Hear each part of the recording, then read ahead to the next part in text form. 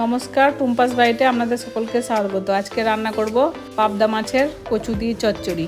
কড়াইয়ে তেল চাপিয়ে দিয়েছি, তেল গরম হয়ে গিয়েছে। মাছটা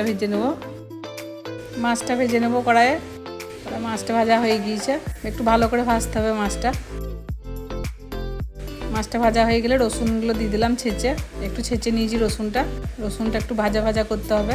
রসুনটা ভাজা হয়ে গেলে কচুগুলো ছোট ছোট কচু দুভাগ করেছি, দিয়ে দিলাম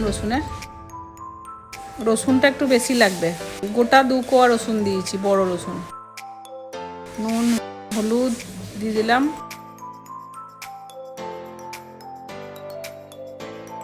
ঢাকা দিয়ে দিলাম, ঢাকা খুলে দিলাম।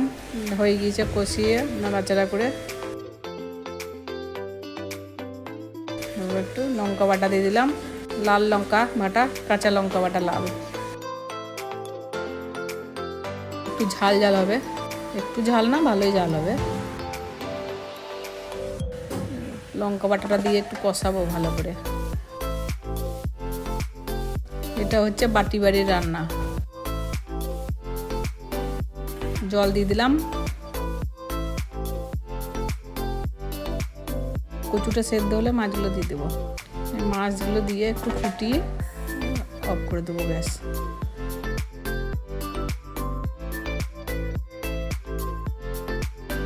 একটু ফুটবে,